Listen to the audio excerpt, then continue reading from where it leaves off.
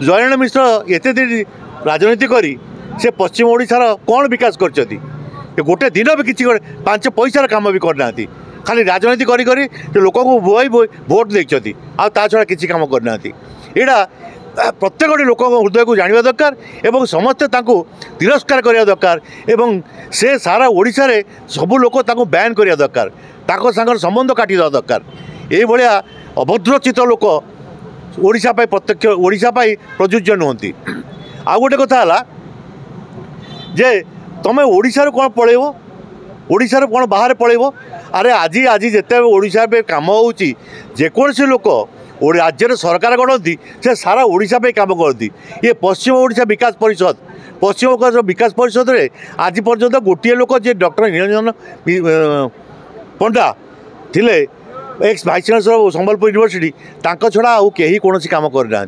मु प्रत्येक बार यहाँ जानी कारण मु 18 वर्ष संबलपुर थी मुझे तन तन कर समस्त अनुधान कर देखी जे कौन ये जो विकास परिषद किसी काम हुए ना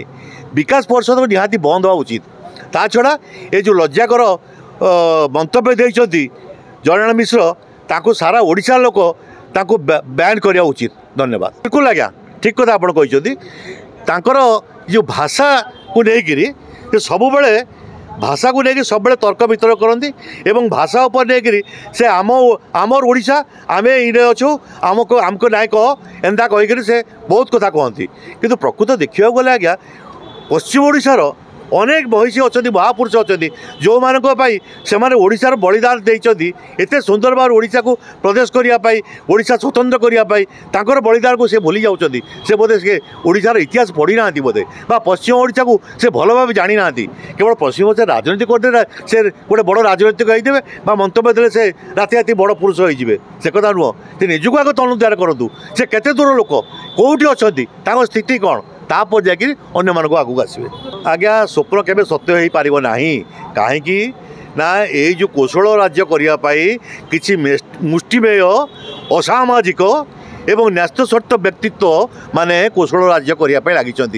कौशल जो गोटे भाषा से भाषार बहुत महत्व अच्छी एवं कौशल भल भल कवि भी अच्छा साहित्यिक भी अच्छा कौशल कौन खराब भाषा नुह कौशल भाषा जमी आम ओडिशार विभिन्न प्रकार भाषा अच्छी आंचलिक कौशल भी सेमती गोटे भाषा ए कौशल गोटे राज्य कौन कर